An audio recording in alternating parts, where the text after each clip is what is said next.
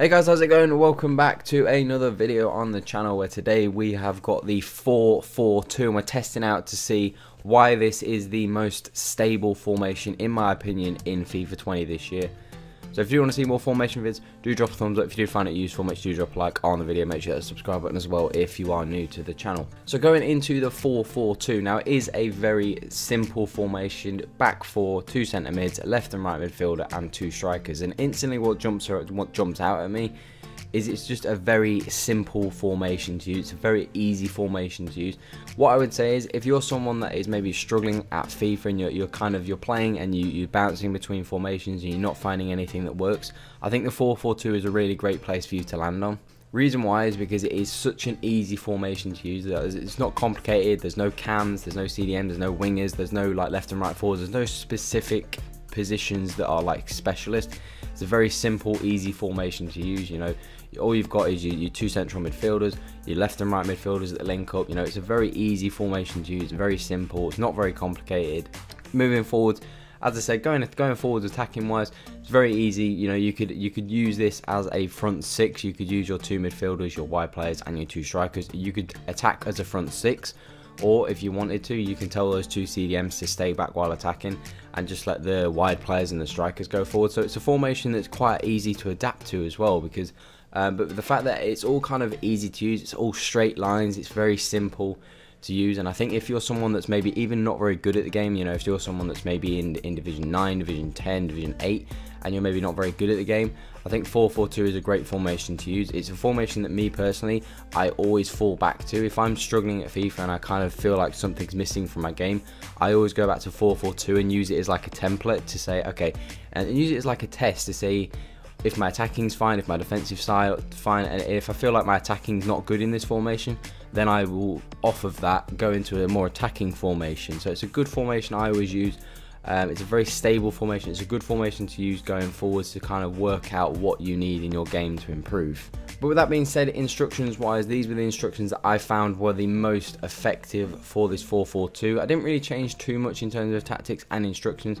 I did have the two strikers on stay central and getting behind. I didn't want them to drift wide because I've already got a little bit of width out wide with my two left and right midfielders who are going to get forwards and supporting the attack. Because for me, it's always important to have width in the team.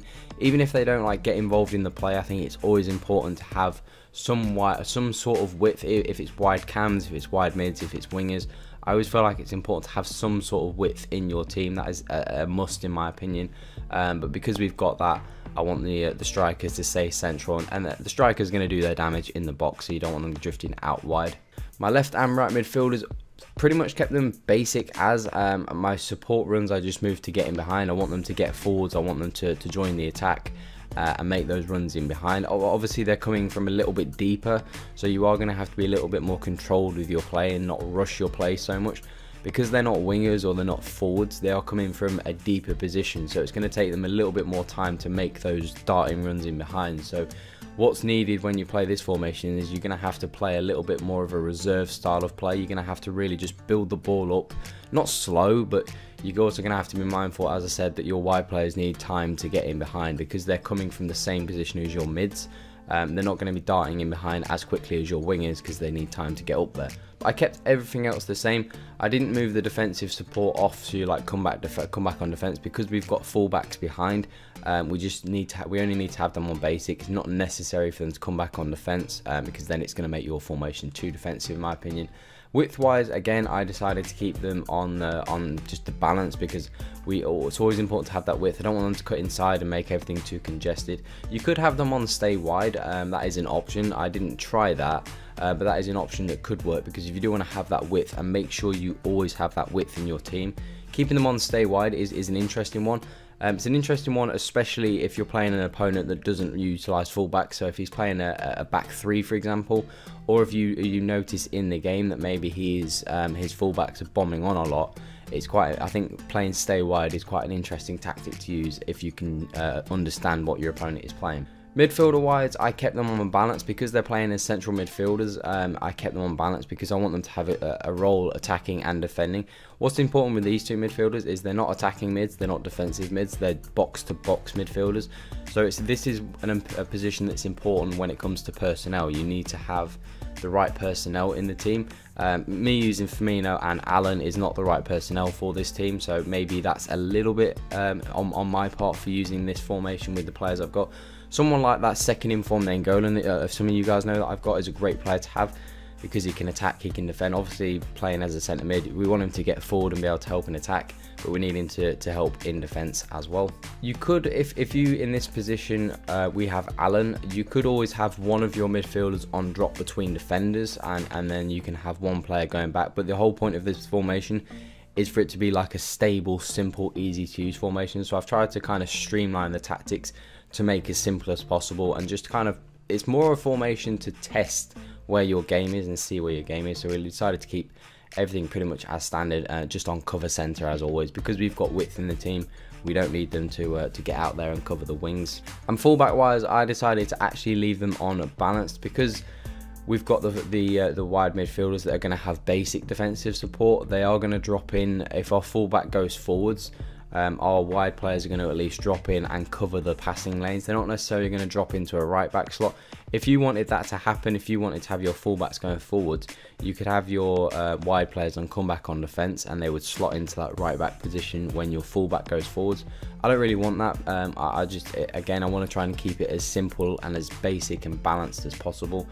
So I pretty much have left a lot of the tactics just on balance, just changed a few important ones. You don't want to leave everything on bog standard basic, you do need to have a few things in there, and obviously I want them to be overlapping and keeping that width in the team, and they're the instructions for both the fullback. Tactic wise, again, I pretty much just kept it as simple as possible, man. I mean, defensive style, I mean, for me, I always use balanced anyway. If I want to go on a press, as I've said to you guys before, I always use that D-pad tactic and press on the D-pad. I never want to use pressure on defense, because I think all it does is just pull your defenders out and make it harder for you to defend, because your defenders are all over the place.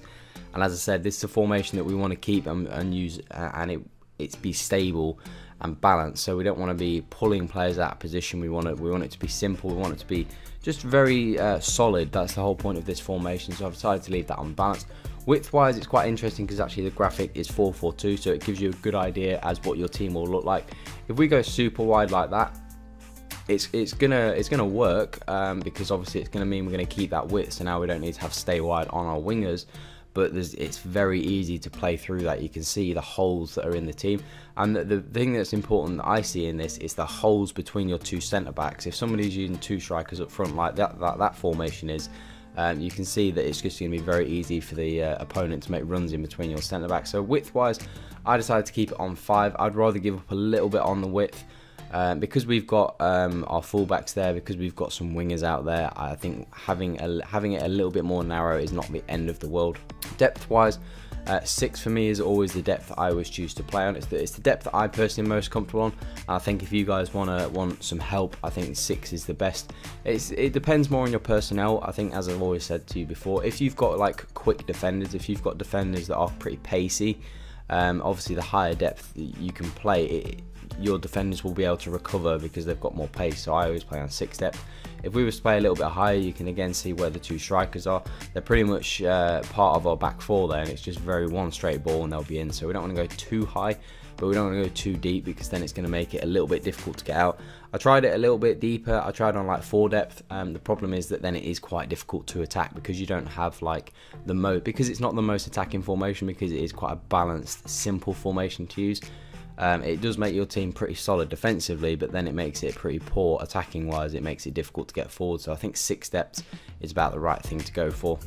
Offensive style, I actually decided to keep this on balance. As I said, the whole point of the formation is to try and make it as easy to use as possible. So as I said, it's not a formation that I would say is a meta formation. This is definitely not a meta formation, but it's a formation that is, for me, it's the most simple and easy to use, and that's the whole point. You want it to be simple and easy to use so that anyone can use it. It's always a formation that I drop back to use to test my game and to see where it is. We don't want to be playing anything like fast build up, because then that completely undermines everything that we're trying to build here in this formation, where we want it to be balanced. If it's fast build up, if we play on a press, it's just going to pull everyone apart, and then it's no longer going to be a stable, balanced formation. So I decided to leave the offensive style on basic. If I was going to play anything, I would possibly recommend playing on long ball, because then at least that's going to make your strikers really running behind it and your wingers really stretch the play going forward, so it's going to give you a little bit of something going forward. So I'd recommend either playing long ball or balanced if you want to try either of those two for the offensive style. Width wise, I always want to be slightly more wider when I'm attacking. I want to have a little bit more width when I'm attacking, so I decided to go for 6. I felt that that was the best. Players in the box, for me, is never something I move too much off of around 5. I always like to let my instructions dictate what my players are going to do. If I tell my players to get in the box on my instructions, I don't want my tactics to kind of override that, because your tactics always override your instructions if you didn't know in FIFA. So I always try and keep the players in the box at around 4, 5, 6. I never venture too much off of those numbers, because otherwise it will undermine your instructions and it will ignore them. And then corners and free kicks. Me personally, every formation, regardless of what it is, I always go for 3 corners, because sometimes I cross the ball, sometimes I go short. I have a few corner routines that I try, so I like to have a little bit of both. And then free kicks for me, I always use 1, because I don't like too many players in the box when I'm taking my free kicks. But that is it for the 4-4-2, most stable formation. And for me, I think this is the most stable formation in my opinion in FIFA. I think it's the most stable and balanced formation, because I think you can just see by the actual setup of the team that it is solid, it is stable, it is balanced, and it is very easy to use. And it's a formation that I think, regardless of your skill level, anyone can use, because if you're not very good at the game, it's just a very easy formation to understand and roll your players. And it's also a formation, if you are a little bit more of an advanced player, I think you can easily make it more technical, and it kind of is a formation you can really string to your skill level, because you can make it more attacking, you can make it more defensive, you can make it more specific. It's a formation that I think suits all skill level players, and that's the whole point of a formation being stable and balanced and easy to use. You want it to be something that anyone from any skill level can use, and in my opinion, that's what makes it the most stable formation in FIFA 20. Let me know what you think of this formation in the comment section. Make sure you do drop thumbs up on the video if you enjoyed. Make sure you hit the subscribe button as well if you are new to the channel. If you want to see any other formation vids, let me know in the comment section. And that's all for today, guys. Have an awesome day. I'm out.